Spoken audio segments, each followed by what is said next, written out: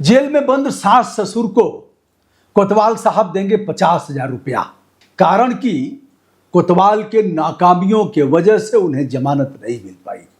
सास ससुर पर आरोप है कि उनके वजह से बहू ने अपनी जीवन लीला समाप्त कर लिया। बहू प्रताड़ित थी, ऐसा कहना था। अपराध दर्ज हुआ कि साहब जो मायके वालों ने एफआईआर दर्ज कराया उसमें कहा कि सास ससुर ने साहब बहुत प्रताड़ित किया, इसलिए हमारी बेटी आज नहीं रही। दहेज और हत्या का मुकदमा दर्ज हुआ। निचली अदालत से जमानत याचिका खारिज हो गई। आइए साहब हम आपको ले चलते हैं उत्तर प्रदेश के बिजनौर में, जहां थाना चांदपुर का यह मामला है और चांदपुर के वे सास ससुर दोनों लोग जेल में हैं। अब जमानत पर बाहर आएंगे और क्या नाकामी थी, किस तरह से हाई कोर्ट के आदेश को नजरअंदाज किया, यानी पुलिस ने, आईओ ने, अन्वेषक यानी जो विवेचक हैं उन्होंने, कोतवाल ने, पुलिस क्षेत्राधिकारी ने। कोर्ट का पारा गर्म हो गया। कोर्ट ने कहा जमानत पाने का इनको अधिकार है। ट्रायल कोर्ट सिद्ध करेगा, जो सुनवाई होगी उसमें तय होगा कि वास्तविक दोषी हैं कि नहीं है।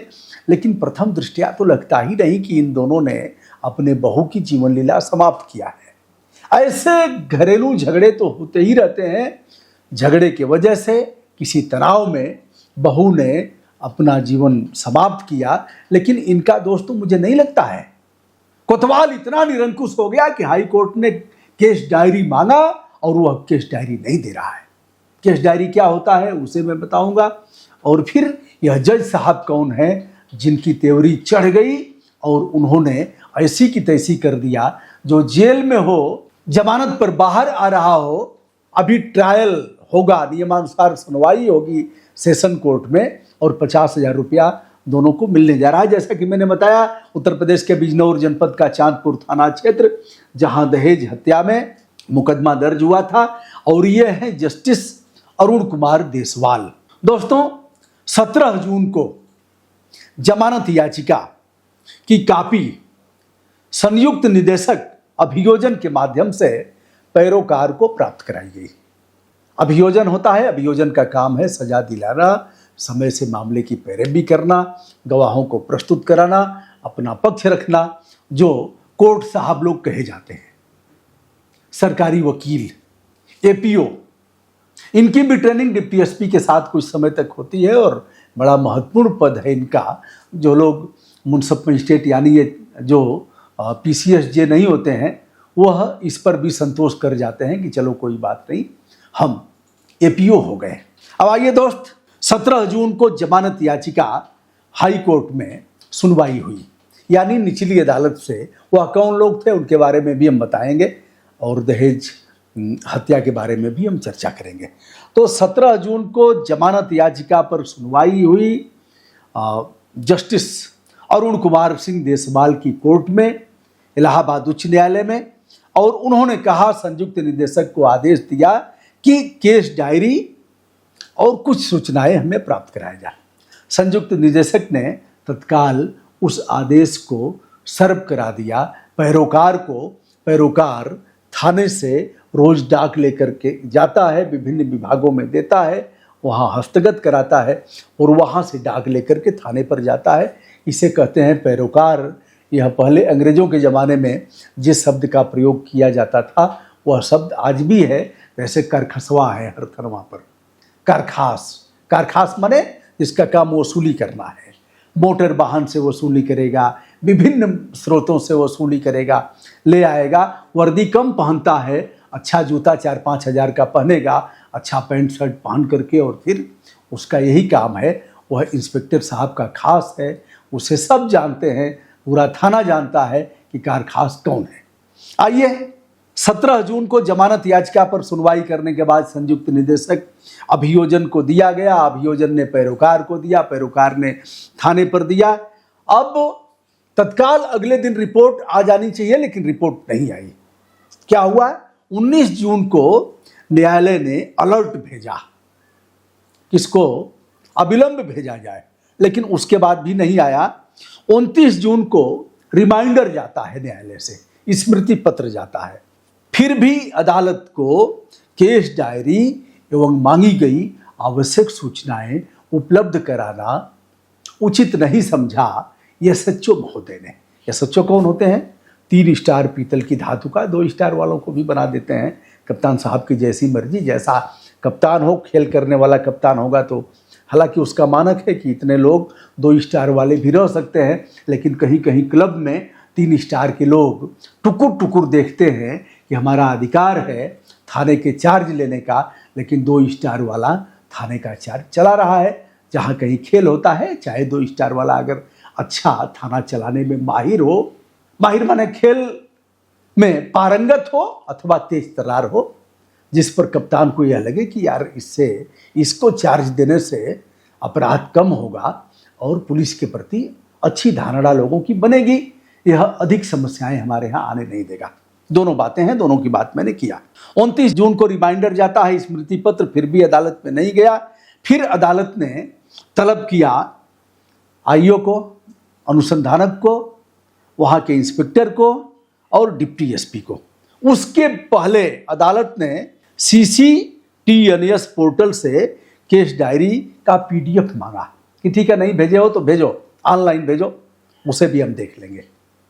अब देखिए, न्यायालय यहाँ या तो हाँफते हुए नजर आ रहा है या फिर जज साहब को गुस्सा तो आया होगा कि इतनी बार मांगा गया लेकिन अभी तक भेज नहीं रहा है। अब क्या भेजा? जब पोर्टल के माध्यम से भेजा गया, CCTNS पोर्टल के माध्यम से PDF के रूप में केस डायरी प्राप्त कराओ, निर्देश दिया गया। केस डायरी PDF में न भेज करके यह भेजा गया कि हुजूर, जिनकी जमानत याचिका, जिन लोगों ने याचिका किया है सर ना, उनका यह बैकग्राउंड है, यह इतिहास भूगोल है, लपेट लपेट करके भेजते हैं लोग। व्यापक अनुभव हमारा है, अनुभव की बात करूंगा तो इस वीडियो को पूरा करने में और विलंब होगा। आइए, फिर क्या होता है कि जज साहब ने डेट डाला 13 को और फिर कहा चलो तलब करता हूं। तलब किया। जज साहब ने कहा कि सामान्य घरेलू विवाद ऐसा प्रतीत हो रहा है और ऐसा आम बात है परिवारों में। अब उसने क्यों किया ऐसा, यह विचारण का विषय है, यानी ट्रायल का विषय है। सेशन कोर्ट में इसका विचारण होगा, फिर सेशन कोर्ट तय करेगा कि असलियत क्या है।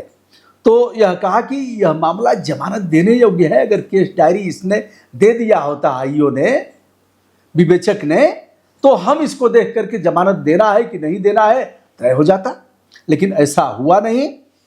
फिर क्या हुआ? जज साहब ने इस मामले में तलब किया। किसको? 15 जुलाई को तलब किया सीओ, इंस्पेक्टर एवं विवेचक को। डांट लगाई, पूछा केस डायरी क्यों नहीं प्राप्त कराया? सामान्य सी सूचनाएं मांगा था, बताया क्यों नहीं? कहा हुजूर सच बताएं।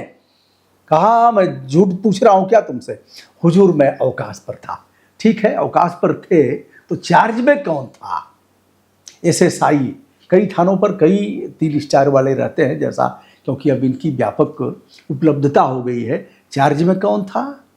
चार्ज में तो कोई रहा होगा, बिना चार्ज के तो थाना चलेगा नहीं।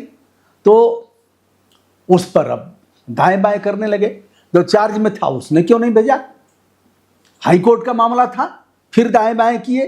फिर कहा कि हुजूर जब मैं छुट्टी से आया ना तो कांवड़ यात्रा निकलने वाली है, हुजूर हमारे क्षेत्र में बड़ा हंगामा होता है, उसमें फंस गया मीटिंग। और यह अच्छा बेटा, तो यह हाईकोर्ट का आदेश महत्वपूर्ण नहीं है, तुम्हारे लिए कांवड़ यात्रा महत्वपूर्ण है और जो चार्ज में रहेगा वह भी नहीं भेजेगा।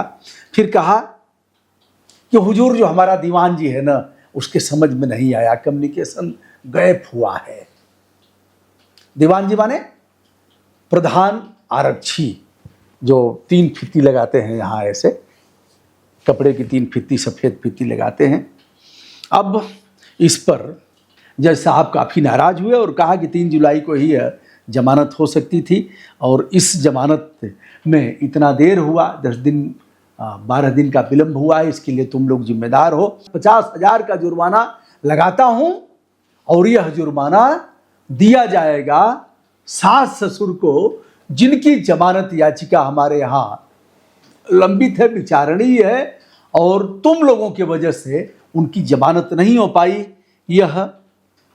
याचिका जो किया था यासीन और सबीला, फिर कहा एसपी इसकी जांच करें, डीजीपी को लिखा न्यायालय ने और कहा कि इसकी जांच करके तय करो कि किसका अपराध की मात्रा, किसके अपराध की मात्रा कितनी है, तय करो और आवश्यकता अगर लगे महसूस हो तो यह 50,000 इन्हीं से वसूलो। बहरहाल राजकोष से पैसा दिया जाएगा यासीन और सबीला को। अब केस डायरी की बात हम कर देते हैं उपसंहार के तौर पर। यह गोपनीय सरकारी दस्तावेज है, किसी भी आपराधिक घटना से जुड़े हुए जानकारियां हैं, उसका डेटा है और डेट वाइज है, किस दिन को विवेचक कहाँ गए तो वहाँ लिखेंगे, यहाँ गया तो यह पाया, इस हत्या में यह चीज़ें हैं, वहाँ जाया गया तो यह देखा। रोज का रोज लिखना है। रोज नामचा भी हमको लग रहा है कि इसे कहा जाता होगा, दैनंदिनी भी कहा जाता है बिहार में।